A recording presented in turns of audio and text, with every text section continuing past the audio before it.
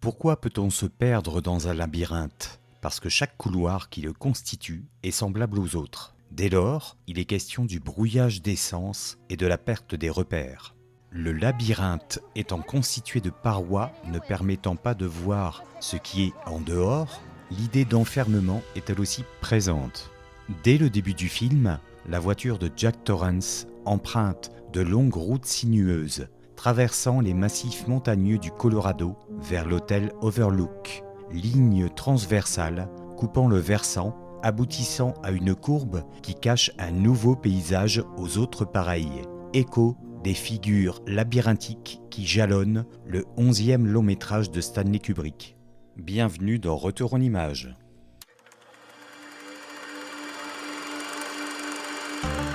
Je suis un ami de Sarah Connor. On m'a dit qu'elle était ici, je peux la voir. Non, Elle est en train de faire une déposition. où est-elle? Ça peut durer longtemps, mais qu'à attendre, il y a un banc là. Attention, qui que vous soyez, attention, cette fréquence est exclusivement réservée aux urgences. Sans blague! Et vous croyez que j'appelle pour commander une pizza? Everybody be cool, it's a robbery! You fucking bitch, move! And I'll execute every motherfucking last one of you! J'abattrai alors le bras d'une terrible colère, d'une vengeance furieuse et effrayante. Le requin, il avale tout ce qu'il voit. Un coup de dent, un coup d'attendrisseur, et ça descend.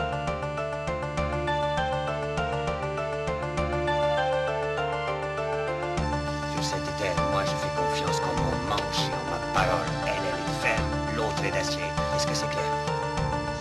Chef, quoi? Mais dis donc, est-ce que t'allais pas me traiter de con? Chef, non, chef! Combien tu mesures de dépôt? Chef, 1m75, chef! 1m75, jamais vu un tas de merde aussi haut que ça!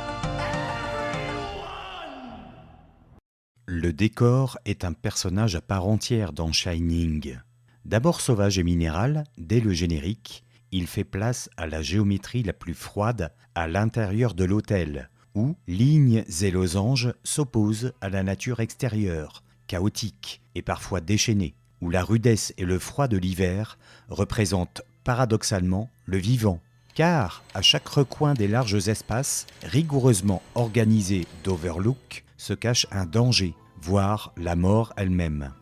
Des hexagones de la moquette reliés entre eux par un réseau de lignes sombres jusqu'au long couloir des étages dans lesquels se répondent les portes de chaque chambre, l'architecture intérieure de l'Overlook évoque la figure du labyrinthe. Or, cette architecture nous révèle certains traits de caractère des personnages du film. Le côté aventureux du jeune Danny Torrance, qui passe le plus clair de son temps à en explorer les moindres recoins, le côté organisé de Wendy, qui s'octroie la tâche de vérifier le bon fonctionnement de l'installation électrique et sanitaire de l'hôtel. Seul Jack semble avoir du mal à s'adapter au lieu, lui qui est pourtant à l'initiative de ce départ.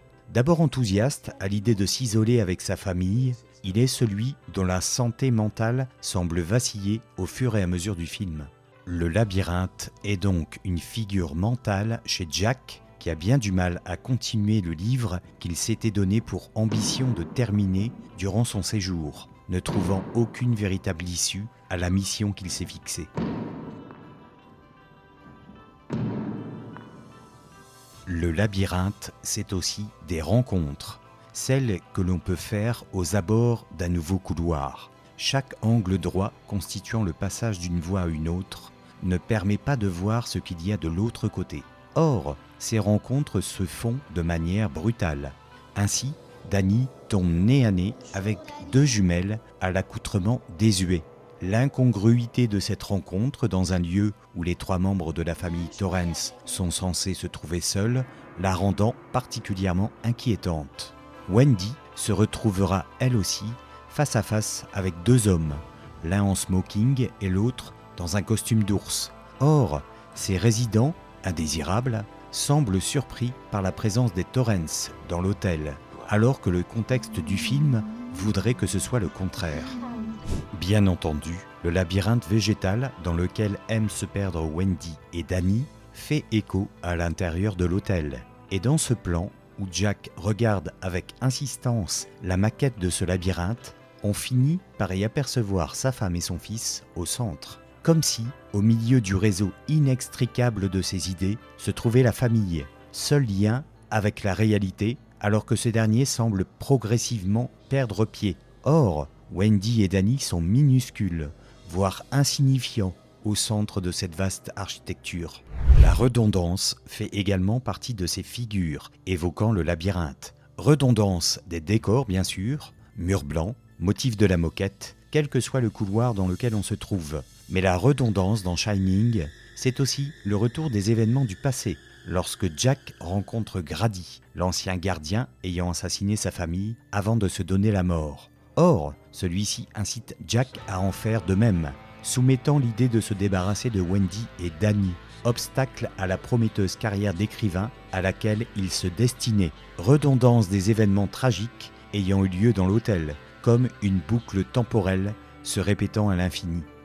Enfin, la dernière partie du film se déroulant en grande partie dans le labyrinthe végétal nous permet d'évoquer une autre figure, l'empreinte, celle laissée par Danny qu'il cherche à effacer pour échapper à son père devenu fou. Empreinte suivie par Jack qui suit les pas de Charles Grady, Danny faisant marche arrière, ne voulant pas suivre celle des enfants du même Grady.